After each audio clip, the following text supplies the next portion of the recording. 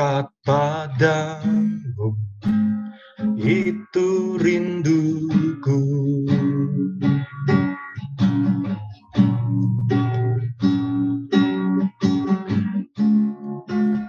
Setiap kataku, kau pun menunggu. Tak kusangka ku temukan satu kasih yang abadi. Kini ku datang dan ku bawa hidupku memandang wajahmu, mengikuti kebaikanmu, mengejar hadirmu di dalam hidupku.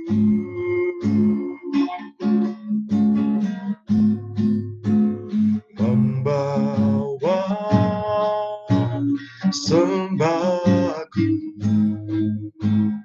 menyatakan kebesaranmu, mengejar hadirmu di dalam hidupku. Kita naikkan pujian ini sekali lagi Bapak Ibu dari awal. Dekat padamu, itu rinduku.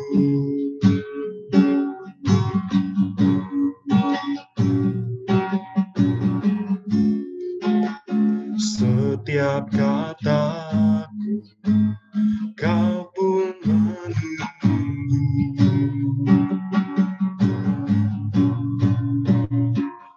Tak kusangka ku temukan satu kasih yang abadi.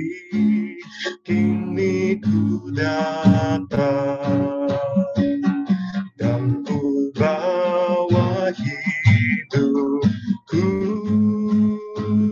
memandang wajahmu, mengikuti kebaikanmu, mengejar hadirmu di dalam hidupku.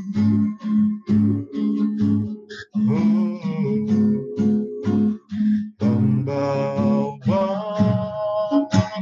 sembahku, menyatakan kebesaranmu, mengejar hadirmu di dalam hidupku. Mengejar hadirmu, mengejar hadirmu di dalam hidup.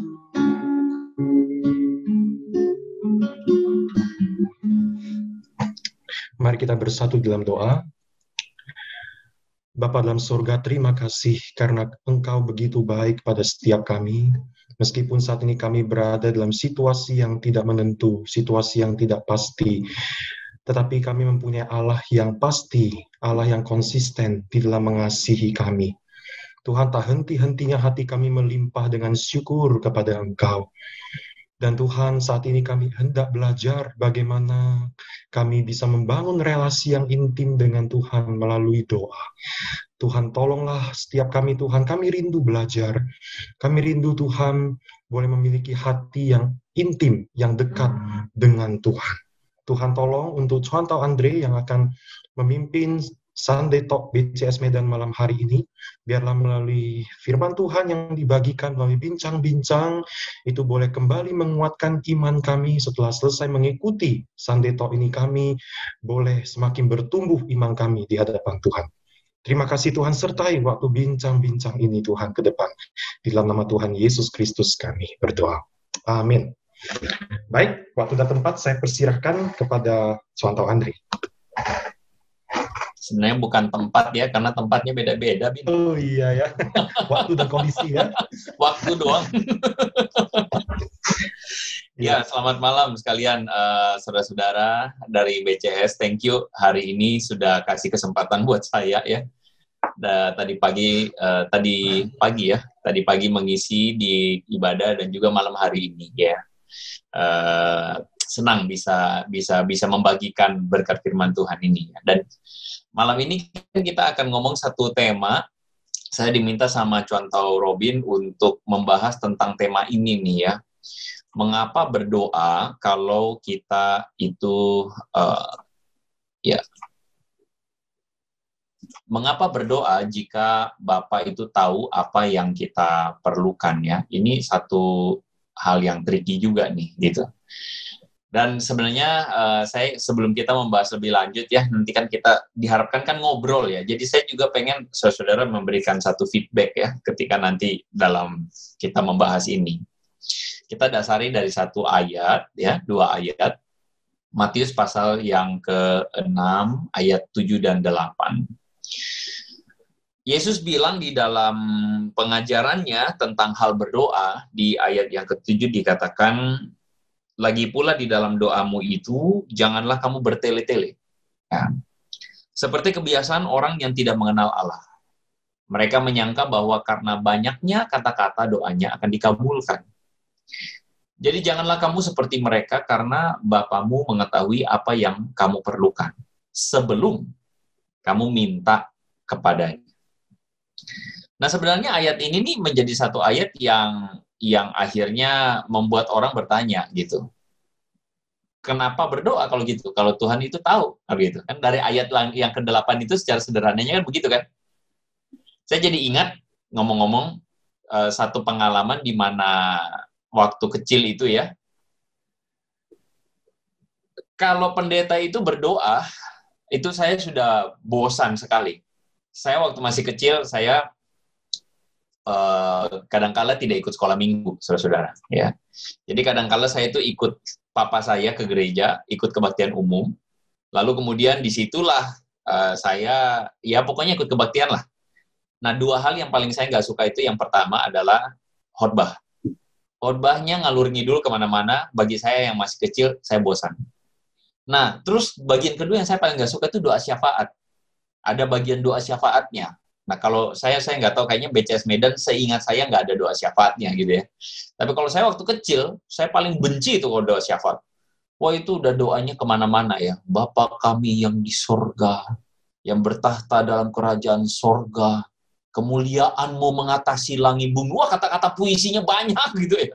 Saya sudah waktu kecil, saya bosan sekali. Saya paling senang kalau terakhir itu udah langsung bilangnya begini, kami berdoa seperti doa yang diajarkan. Oh, itu tandanya selesai ya.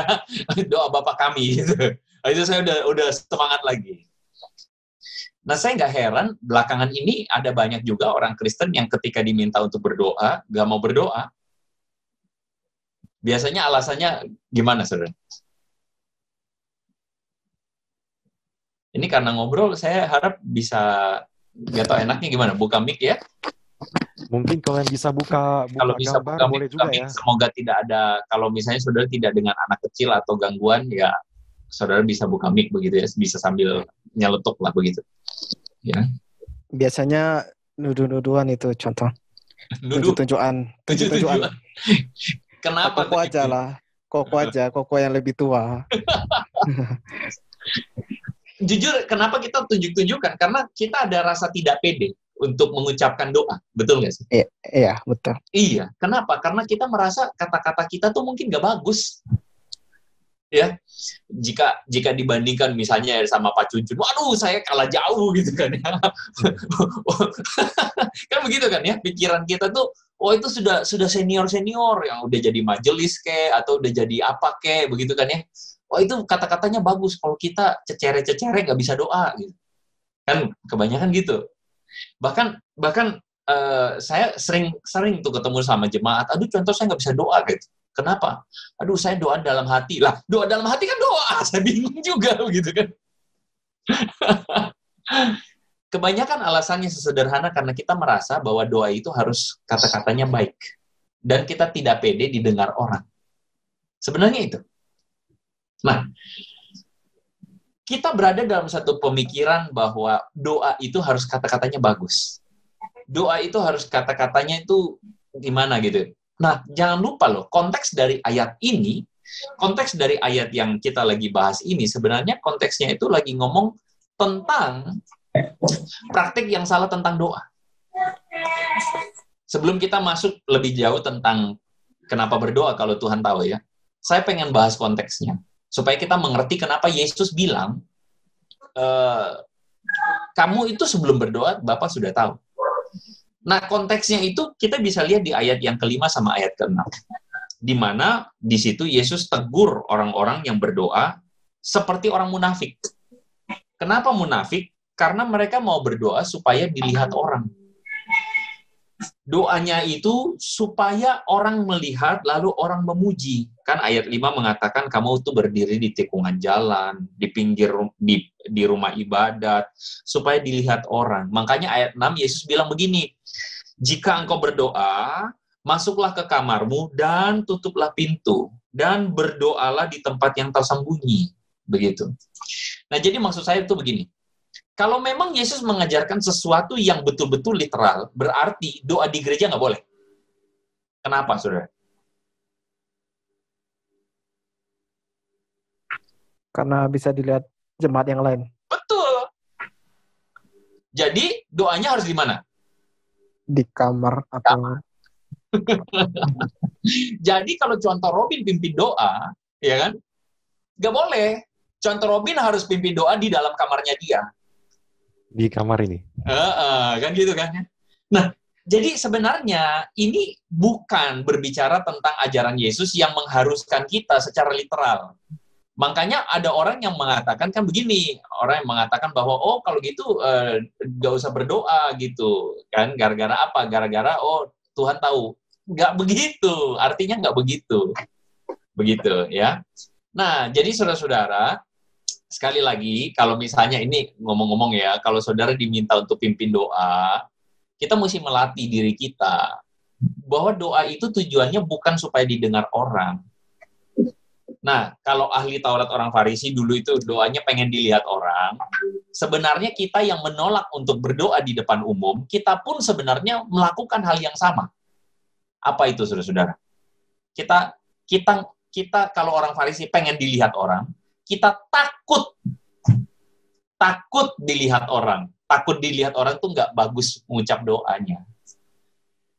Saya harap saudara-saudara yang di BCS, di Medan, memahami ini ya. Jadi kita itu bukan jadi orang yang pengen, yang contoh saya sih nggak pengen doa saya dilihat orang. Iya juga sih, tapi prinsipnya itu sebenarnya kayak dua sisi mata uang. Yang satu pengen dilihat, yang satu takut dibully. Ya kan, dibully orang kalau doanya nggak bagus gitu loh, maksud saya ya. Baik, jadi saudara-saudara kita ngerti konteksnya ya. Konteksnya tadi ini sedang berbicara tentang Tuhan mengkritik orang-orang Farisi, para ahli Taurat yang berdoa di depan umum supaya dilihat orang. Dan apa yang mereka lakukan? Apa yang mereka lakukan adalah sesederhana mereka itu melakukan doa-doa yang supaya dilihat orang, dan karena supaya ingin dilihat orang, akhirnya mereka itu bertele-tele, saudara-saudara. Jadi mereka itu berdoa supaya bagus kata-katanya, jadi kata-katanya itu diulang-ulang. Makanya konteksnya adalah bertele-tele ini artinya, kalau saudara lihat bahasa aslinya, itu diambil dari satu kata, yaitu batologeo. Kata batologeo itu adalah satu kata yang berarti kata itu diulang-ulang. Dan kalau saudara perhatikan, di situ dikatakan berdoa seperti orang yang tidak mengenal Allah. Pikiran kita tuh tidak mengenal Allah itu adalah orang ateis. Oh enggak. Sebenarnya orang yang tidak mengenal Allah, menurut Yesus, itu sebenarnya berdoa seperti orang-orang yang justru menyembah dewa-dewa, kata Yesus. Jadi seperti orang-orang yang mengucapkan mantra yang ampuh untuk mengabulkan doa. Ya.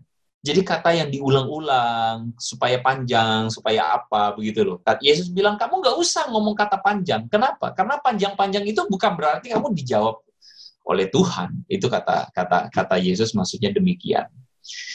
Nah, pertanyaan saya, saudara-saudara, adakah doa yang sifatnya mantra yang dilakukan oleh orang Kristen? Saudara pernah ketemu itu nggak? Atau saudara pernah menyadari nggak ada doa-doa yang sifatnya kita perlakukan seperti mantra?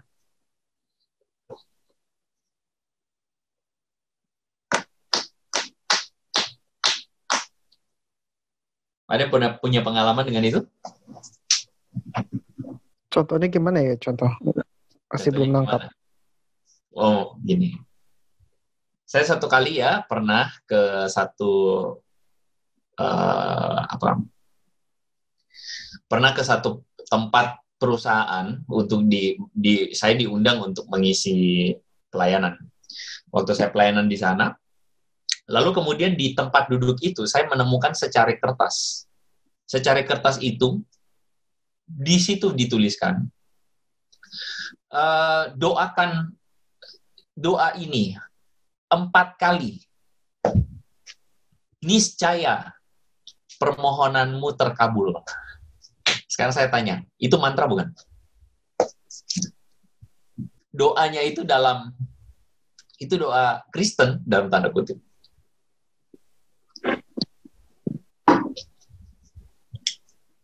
Saudara mengerti maksud saya? Ya, ngerti contoh. Pernah nggak kita menjadikan doa itu mantra?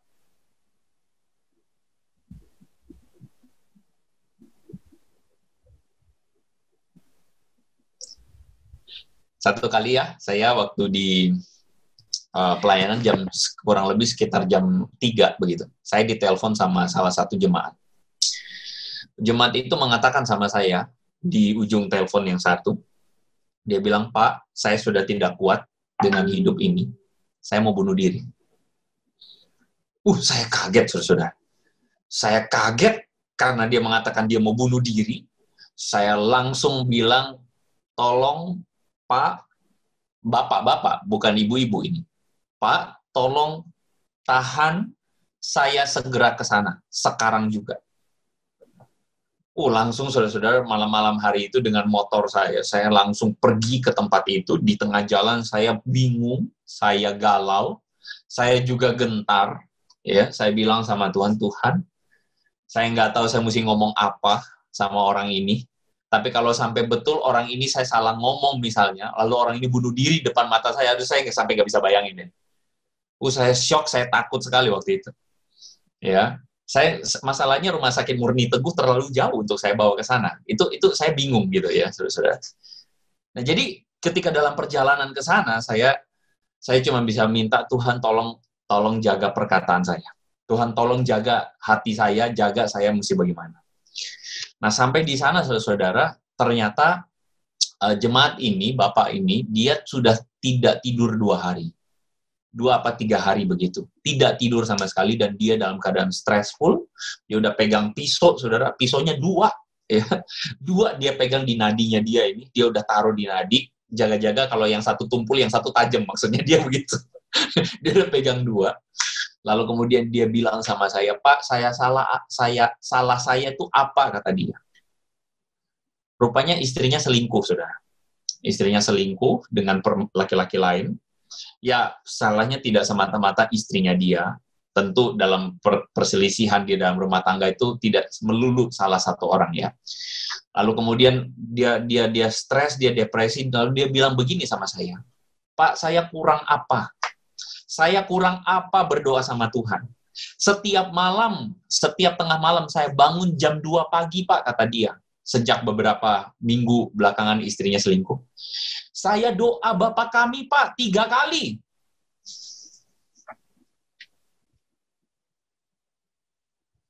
Jadi, Bapak ini berdoa, doa Bapak kami 3 kali. Tapi kenapa Tuhan tidak melakukan mujizat?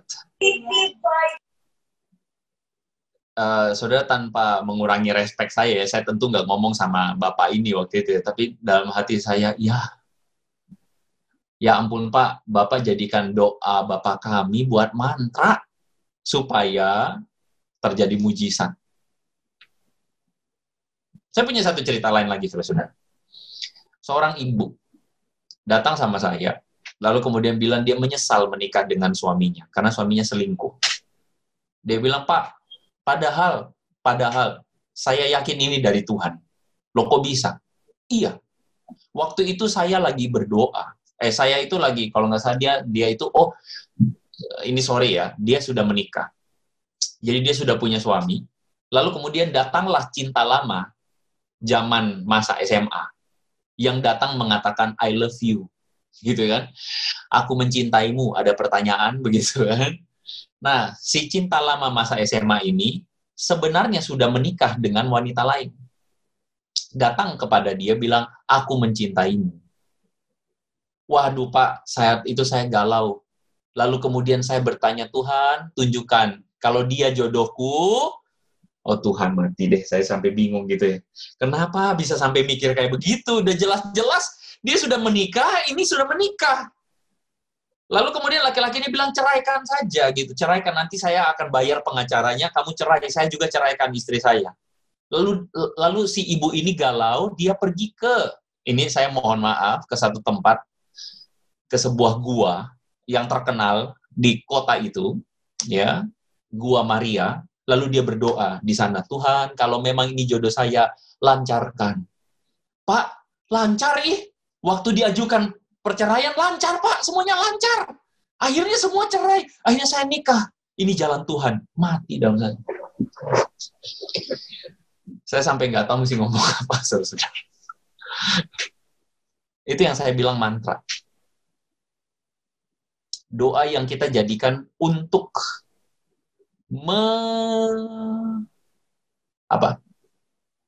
memuaskan keinginan kita. Dan di dalam konteks tadi itu, Yesus menegur apa? Yesus menegur, kamu kira dengan kata-katamu yang panjang, Tuhan itu akan berikan kepadamu jawaban, atau Tuhan akan menjawab apa yang kamu mau? Gitu kata Tuhan. Makanya Tuhan bilang apa? Tuhan bilang, Bapamu tahu apa yang kamu butuhkan. Jadi saudara jangan lepaskan konteksnya. Jangan berpikir perkataan Yesus ini lagi ngomong, oh kalau gitu nggak usah berdoa. Bukan. Saya lagi tunjukkan kepada saudara-saudara, ayat itu tadi, banyak orang Kristen yang mempunyai apa yang saya sebut dengan mental transaksional dengan Tuhan. Transaksional itu apa? Maksudnya begini. Ketika Yesus ngomong, Bapamu di sorga tahu apa yang kamu perlukan, Yesus itu lagi menyerang mentalitas doa yang seperti ini. Di mana orang itu melakukan transaksi, kalau saya bayar, saya dapat barangnya. Atau saya bayar jasa, kamu berikan saya jasanya. Jasa cuci AC, jasa mengajar piano, jasa les Mandarin. Saya kasih kamu duit, saya mesti dapat timbal balik. Jadi sebenarnya ada orang-orang yang menjadikan doa, saya usaha doa nih Tuhan, saya berdoa nih Tuhan, saya doa nih kalau perlu doanya panjang-panjang, kalau perlu saya doa puasa, kamu harus berikan saya timbal baliknya. Timbal baliknya apa? Ya kabulkan keinginan saya. Saudara sadar nggak? Banyak orang Kristen menjadikan doa itu transaksi sama Tuhan. Kita berdoa untuk apa? Kita berdoa supaya keinginan kita dikabulkan. Dan kita berdoa apa? Dengan segala macam permintaan-permintaan kita. Ini mental transaksional. Mental di mana kita menjadikan doa untuk transaksi sama Tuhan supaya Tuhan itu mengabulkan keinginan kita. Sebagian orang Kristen menjadikannya mantra. Doa Bapa kami 3 kali. Doa Bapa kami itu bukan untuk dijadikan mantra doa sempurna. Saudara, Ada sebagian gereja menjadikannya penutup doa syafaat. Supaya apa? Supaya cespleng doanya. Itu mantra. Dan Tuhan tidak mengajarkan itu. Nah, yang saya mau berikan kepada saudara sebenarnya ini. Saudara-saudara, Tuhan itu minta kita untuk punya relasional. Penekanan ketika Yesus bilang, karena Bapamu ini ya, Bapamu ini, karena Bapamu ini sebenarnya Yesus bukan bilang, bukan, kamu gak usah doa, karena Bapamu tahu. Bukan, karena Yesus pengen bilang, kamu tuh berdoa pada Bapa. Berdoa pada Bapa apa? Maksudnya kamu tuh punya relasi dengan Tuhan. Itu maksudnya. Maksud penekanan Yesus adalah, kamu itu harus ngerti, Bapamu tuh tahu yang kamu butuhkan. Kamu tidak perlu berdoa transaksi-transaksi, berdoa yang diulang-ulang, doa panjang-panjang. Kamu tidak butuh itu. Gitu. Sehingga pertanyaannya apa? Jadi kita tuh nggak usah berdoa. Bukan. Bukan ini penekanan Yesus. Karena ada orang yang menempatkan doa sebagai sarana minta-minta. Gitu. Karena ada orang yang beragama yang menjadikan fokus doa itu kepentingan diri sendiri. Ini masalahnya. Gitu. Jadi kalau misalnya saudara bertanya gitu, kalau gitu doa mana yang ampuh? Itu pasti udah salah. Karena doa itu bukan urusan ampuh nggak ampuh. Doa itu sedang berbicara tentang relasimu dengan Tuhan. Begitu saudara-saudara. Ya. Sehingga apa yang menjadi poin utama yang sebenarnya Tuhan ingin kasih tahu sama kita melalui bagian ini? Kalau kita menjadikannya doa ini sebagai sesuatu yang transaksi sama Tuhan, Tuhan bilang, Bapamu tuh tahu, kamu nggak butuh transaksi. Justru seharusnya kamu harus berdoa. Begitu. Kesimpulan dari ayat ini bukan bilang, kalau gitu nggak usah berdoa. Kenapa? Karena Tuhan tahu. Kalau gitu nggak usah berdoa. Salah. Justru ayat ini tidak lagi bicara kalau gitu nggak usah berdoa. Justru kamu harus berdoa. Kenapa? Karena kamu punya Bapa. Gitu, saudara-saudara. Nah, jadi ya, ini saya jadi saudara jadi saat teduh semua ini ya. Saya jadi bingung juga. Saudara. Jadi saudara-saudara, saya pikir satu hal yang harus kita mungkin renungkan atau kita mungkin diskusikan dengan panjang adalah relasional ini loh. Apakah doa-doa kita, mari kita nilai ya doa-doa kita selama ini. Apakah doa-doa kita itu hanya berisikan daftar panjang kepentingan kita? Tuhan, tolong berkati keluargaku, berikan kesehatan, Tuhan begini, Tuhan begitu, Tuhan aku mau begini, Tuhan ada apa pekerjaan yang lagi mandek, Tuhan buka jalan, Tuhan begini, Tuhan begitu, gitu kan ya, Tuhan lindungi. Isinya doa kita begitu aja. Malah ada sebagian orang Kristen isi doa makanya Tuhan makasih mau makan, amin, begitu. Tuhan makasih mau makan, amin, Tuhan berkati makanan ini, amin. Bahkan kita ngucapin doa pun kita nggak pakai mikir. Mulutnya udah jalan aja duluan. Kenapa? Kita udah jadiin itu mantra. Satu kebiasaan yang kelihatannya rohani, gitu saudara-saudara, yang kita pikir itu sudah berkenan pada Tuhan, tapi sebenarnya hati kita tidak melekat pada Tuhan. Gitu loh. Apakah doa kita membawa kita untuk semakin mengerti kehendak Tuhan? Kebanyakan kita berdoa, kita pengen supaya Tuhan mengerti kehendak saya. kita berada dalam mentalitas doa di mana Tuhan, pokoknya aku mau jodoh. Aku minta jodoh Tuhan. Pokoknya jodoh titik gitu loh. Kita minta Tuhan ngertiin kehendak kita. Tuhan jatahkan jodoh. Padahal kita tuh harusnya berdoa kebalikan. Orang Kristen itu doanya itu adalah mengerti kehendak Tuhan. Makanya doa Bapa kami, kalau saudara perhatikan, doa Bapa kami itu isinya adalah bagaimana doa itu mengubah hati kita. Bukan doa itu mengubah Tuhan. Dan yang paling terakhir, apakah doa itu membuat hati kita seperti hati Tuhan, gitu. Jadi saya pikir malam hari ini ketika kita membahas tema ini, kita harus memikirkan kembali untuk apa kita berdoa. Begitu, saudara-saudara. Saya pikir kita diskusi dulu ya. Ya. Silakan saya. Satu mindset yang menarik ya, Ko ya. yang Yes. berbeda dengan orang-orang dunia. Maksudnya kalau kita lihat ya, maksudnya ini perbedaan unik ya antar dari agama Kristen, misalnya ajaran Kristus dengan ajaran-ajaran lain. Saya dulu kan juga adalah dari agama lain ya, di mana seluruh doa saya itu selalu dipenuhi hanya dengan permintaan. Bahkan kalau perlu kasih sesajen sama Tuhan kan? Iya, Supaya apa? Supaya ampuh doanya. benar. Sesajen, lalu ada sentuh-sentuh perut dewanya apa gitu ya, supaya jadi saya ingat tuh biasanya ini kalau dari ajaran dulu ya, itu ada bulan apa ya, hari bulan ya, hari Dewi bulan ya, makan kue bulan lah ya. Nah, minta apapun pasti akan dikabulkan katanya. Wah, saya mintalah sederet permintaan itu. Jadi memang setelah awal-awal saya masuk Kristen juga mindset ini masih melekat gitu, masih melekat kuat. Nah, Dan banyak bin yang bawain mindset kayak gini ya, ke dalam agama Kristen. Makanya kenapa ya? Ini sorry ya, mungkin nggak sebagian saudara mungkin saya ini berasal dari gereja yang suka begitu-begitu ya, mujizat-mujizat itu dulunya ya. Dan saudara sadar nggak bahwa kenapa gereja begitu diminatin? Karena cara pandang agama lama yang maunya itu dapat apa?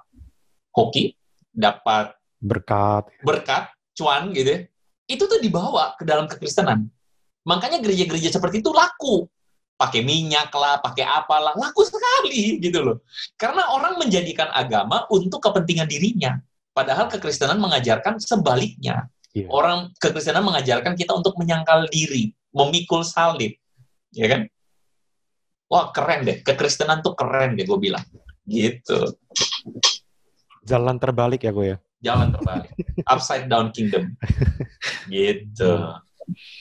Ya, ini satu mindset yang baik sekali menurut saya. Mungkin maksudnya ada beberapa di antara kita, barangkali ya, saya nggak tahu. Mungkin, sesuatu yang baru. Ternyata doa itu bukan hanya minta-minta sama Tuhan, tapi berbicara lebih dalam dari itu, yaitu kita membangun relasi sama Tuhan gitu ya.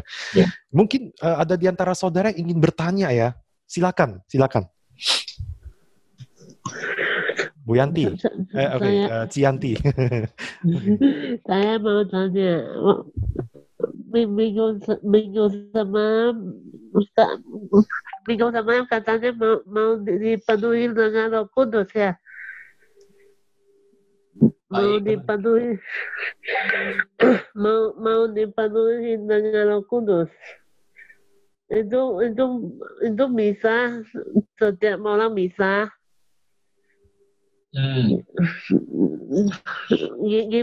Gimana penuhi dengan Roh Kudus, mau tahu? Yaitu buka hati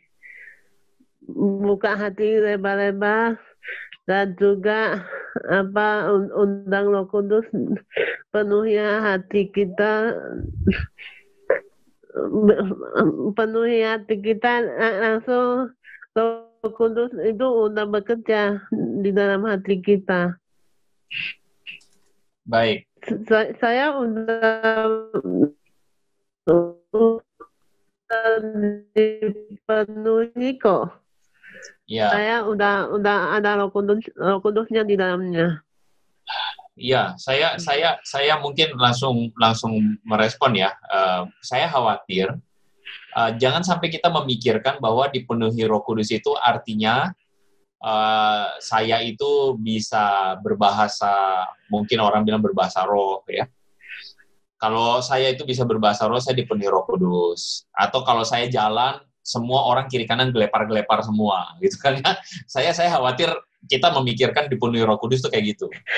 Galatia pasal 5 mengatakan kepada kita, tetapi buah roh adalah, nah itu ya, kasih, sukacita, damai sejahtera, pengendalian diri, dan sebagainya. Artinya, Roh Kudus itu hadir dalam hidup kita, bukan berupa sesuatu yang sifatnya kelihatan ada bulu kuduk merinding gitu ya. Saudara kalau lewat di bagian kamar mayat rumah sakit Murni Teguh malam-malam juga ada Roh Kudus di sana, bulu kuduk merinding semua, ya kan? Karena saudara takut itu ada mayat di sana, kan gitu? Enggak begitu. Jadi begini, Roh Kudus itu hadir ketika ada satu perubahan hidup. Nah itu Roh Kudus hadir gitu. Bu Yanti, ya. Ketika hidup berubah, ketika hidup yang tadinya suka marah-marah, suka ngamuk-ngamuk, dikit-dikit ngamuk, ya. Jadi ada damai. Yang tadinya suka gosip, ya, sekarang akhirnya mengasihi orang, begitu. Yang tadinya suka sakit hati, mengampuni. Nah, saya pikir itu tanda Roh Kudus hadir dalam hidup kita. Jadi kalau saya boleh sambung, dipenuhi Roh Kudus itu bukan bicara tentang fenomena ya Ko ya, tapi bicara tentang perubahan sikap kita, perubahan karakter hidup gitu. Dan sebenarnya kalau kita berdoa, sesungguhnya kita berdoa seharusnya meminta yang demikian. Kita seharusnya meminta supaya kita itu diubahkan Tuhan. Gitu. Kita meminta ketika kita misalnya dalam masalah ya. Ini saya langsung contohnya. Ketika kita lagi dalam masalah, Tuhan saya marah. Kenapa? Ini ada saya lagi misalnya saya usaha. Lalu kemudian ada misalnya pihak dari tertentu menyusahkan. Yang kita minta kan kecenderungannya apa? Kita minta supaya Tuhan jamah orang itu supaya beres. Tapi kita lupa, sebenarnya kerinduan Tuhan adalah, Tuhan minta kita mengandalkan Dia, satu. Tuhan minta kita bersabar. Bisa bersabar melalui masalah ini. Tuhan sebenarnya pengen bentuk hati kita untuk apa? Untuk mentaati Tuhan, untuk mengasihi orang yang menyusahkan kita. Jadi sebenarnya doa itu adalah doa yang seharusnya mengubahkan kita. Kalau menurut saya, doa itu bukan tujuannya sekali lagi untuk memenuhi keinginan saya, tapi doa itu membuat saya harus menjadi seperti Yesus. Seperti seorang anak yang datang kepada papanya, lalu kemudian, Pak, ada masalah begini. Apakah berarti ketika anak itu datang, Pak, ada masalah ini, Papa beresin? Kan nggak ngomong begitu. Gitu. Tapi sebagai seorang ayah yang benar, adalah mendengarkan anakmu berbicara, gitu kan? Lalu kemudian kasih masukan bagaimana, ngobrol, cerita pengalaman Papa juga dulu begini, begitu. Mungkin gitu kan? Jadi ada relasi antara kita dengan Papa, ayah kita. Dan akhirnya kita nggak, oh iya, saya mesti begini, saya mesti begini.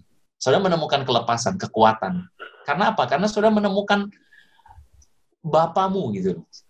Nah, itu yang Yesus lagi bilang tadi itu. Mungkin gitu dulu kali ya, saudara. Saya baru sampai di raja-raja Israel. Jadi ada pecah kerajaan utara dan kerajaan selatan. Kerajaan selatan itu yang keturunan Daud, kerajaan utara mulai dari Yerobeam, lalu kemudian anaknya Nadab. Yang terjadi dalam kisah kerajaan Israel adalah Nadab dan Yerobeam, seisi keluarganya dihabiskan oleh seorang bernama Zimri, kalau saya nggak salah. Jadi kemudian Zimri dan Baesa ini, kemudian Baesa dan Ela, satu keluarga dihabisi lagi oleh seorang bernama Zimri. Jadi, kalau kita melihat kisah dari raja-raja kerajaan utara, itu kisahnya tragis-tragis semua. Terjadi pembunuhan, kudeta, dan sebagainya. Kenapa? Penulis dari kitab Raja-Raja memberikan satu penjelasan yang sesimpel ini. Karena mereka hidup jahat di mata Tuhan. Mereka hidup jauh dari kebenaran. Loh, apakah berarti melakukan kebaikan pasti dapat berkat? Apakah berarti melakukan kejahatan pasti dapat bencana? Sebenarnya bukan itu formulanya. Tetapi mereka ini sesederhana tidak menghidupi firman Tuhan. Ada banyak kekacauan dalam hidup mereka karena tidak ada kehadiran Tuhan dalam hidup mereka. Sehingga apa yang terjadi? Oh, banyak kerusakan, banyak kudeta, banyak pembunuhan, banyak hal yang buruk terjadi di sana. Jadi poinnya itu sebenarnya adalah bagaimana menghadirkan Tuhan. Saya melihat ya, ada satu korelasi antara pentingnya tuh ayah itu ya, hidup benar, mempersiapkan anaknya untuk hidup benar. Itu penting sekali. Dan salah satunya itu adalah ya dengan bisa berdoa bersama. Anak itu akan melihat, oh ternyata papa saya tuh hormat sama Tuhan. Bagi saya, anak itu kalau papanya tidak hormat sama Tuhan, anaknya hormat sama Tuhan, itu mujizat Tuhan. Mujizat bersyukurlah yang demikian. Tetapi, kita menemukan kenyataan, yang orang tuanya hormat sama Tuhan aja, belum tentu anaknya hormat sama Tuhan.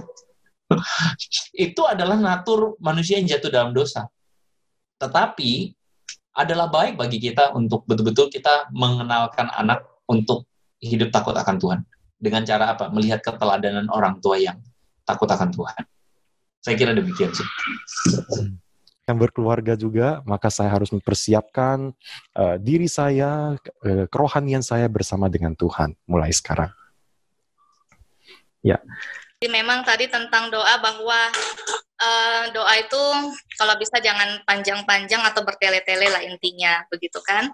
Jadi memang intinya sih jangan bertele-tele. Kalau panjang sih saya pikir nggak apa-apa ya, asal memang itu punya tujuan, punya makna, dan memang kita membangun relasi dengan Tuhan. Kalau memang dengan orang banyak, kayaknya kalau panjang-panjang itu kan kayaknya kurang efektif gitu ya ketika orang mendengar doa kita. Tetapi kalau misalnya kita pribadi dengan Tuhan, kalau panjang-panjang itu mungkin satu hal yang sangat Tuhan rindukan gitu. Karena di zaman saat ini sepertinya sulit sekali menemukan orang yang bisa doa panjang pribadi bersama dengan Tuhan.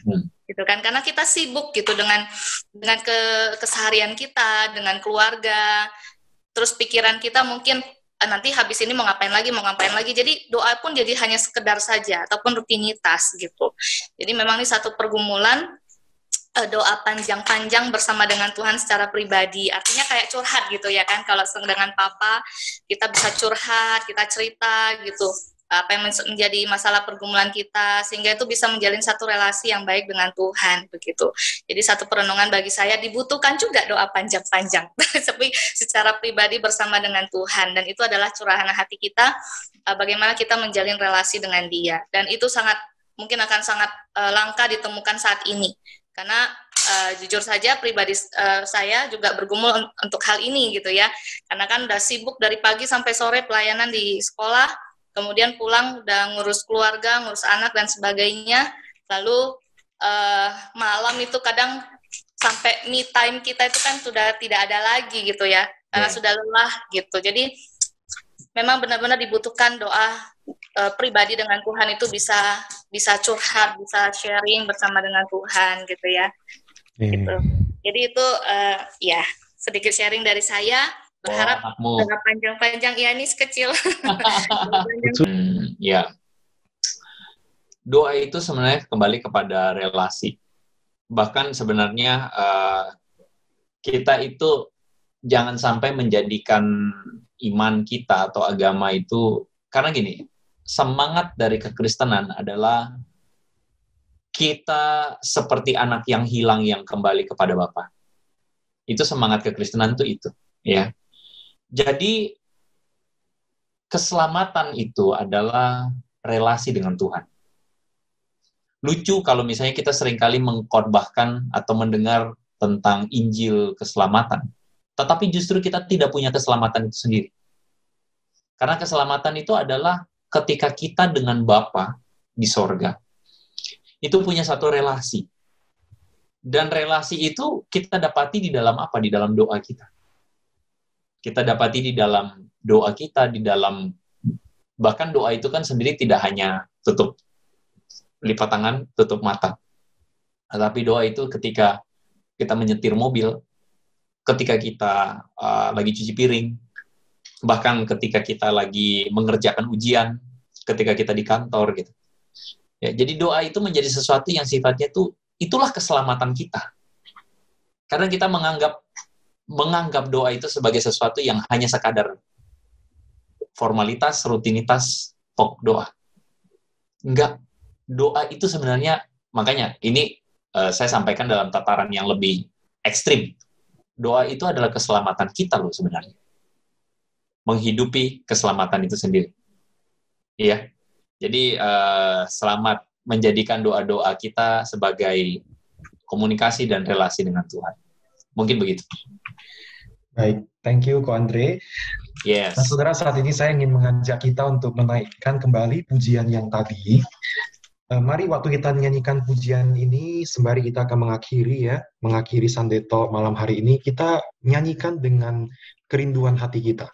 Kita boleh nyanyikan dengan kesungguhan, bahwa mari kita katakan pada Tuhan, Tuhan saya ingin dekat dengan Engkau dalam sepanjang kehidupan saya.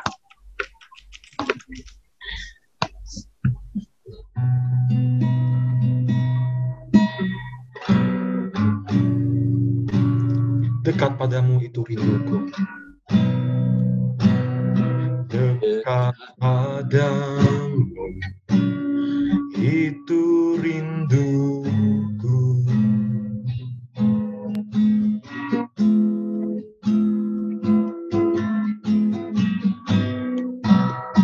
Setiap kataku kau pun menunggu.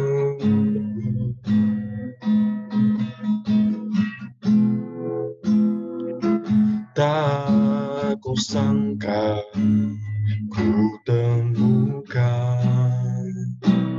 satu kasih yang abadi.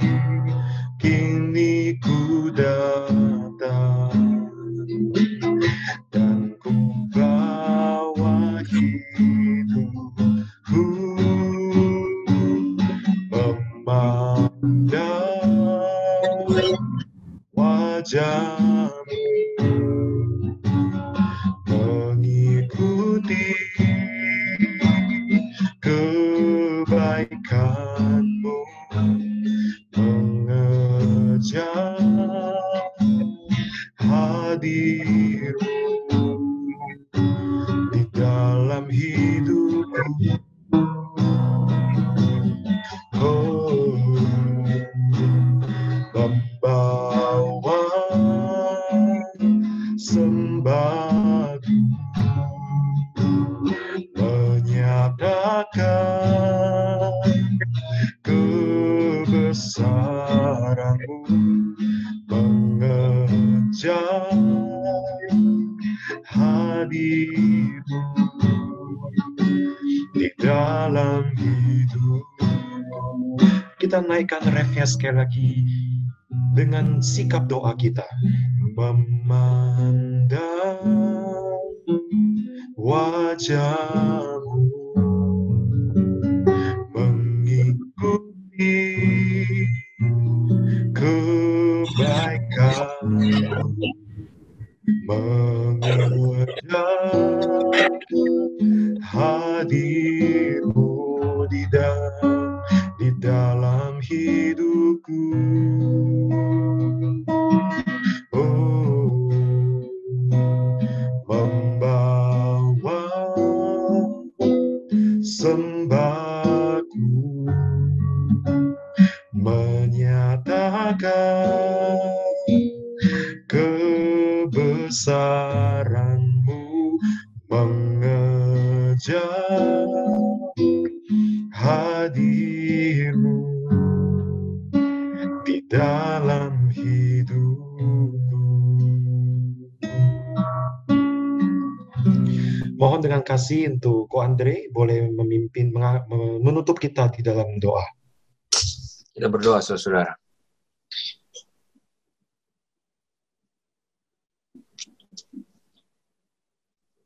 Hanya satu hal yang kami rindukan, yaitu duduk diam di dekat kaki Tuhan, karena lebih baik satu hari di pelataran-Mu daripada 1000 hari di tempat lain. Hati kami dekat kepada Tuhan. Hati kami datang dengan pertobatan. Hati kami datang dengan kerinduan, agar Engkau mengubahkan hati kami. Engkau mengubahkan hidup kami, keinginan kami, rinduan kami, agar setiap kali ketika kami datang kepadamu, kami datang sebagaimana seorang anak yang pulang kembali kepada Bapa. Di tengah berbagai macam kelelahan hidup, berbagai macam tantangan yang kami hadapi, di tengah berbagai macam permasalahan, hati kami pulang kepada Bapa, pulang kepadamu. Seraya Tuhan, kami rindu supaya hidup kami sepenuhnya diubahkan Tuhan. Biar melalui sesi ini, Engkau sendiri Tuhan yang boleh menjamah hati setiap kami, anak-anak-Mu. Dengan tangan terbuka, Engkau mengundang kami untuk kembali datang, mengundang kami untuk pulang, mengundang kami untuk duduk dekat dengan Tuhan, mengundang kami supaya hati kami ini dekat dengan Tuhan. Hambamu berdoa menyerahkan jemaatmu BCS Medan, dimanapun mereka berada, apapun kehidupan mereka, Tuhan bekerjalah, nyatakan kuasa-Mu Tuhan. Terima kasih Bapa di surga, kami berdoa, biarlah malam hari ini dengan berkat dari Tuhan. Biarlah damai sejahtera, biarlah kebaikan Tuhan, biarlah hadirat Tuhan senantiasa menyertai kami, keluarga kami, dari sekarang sampai selama-lamanya. Amin. Amin.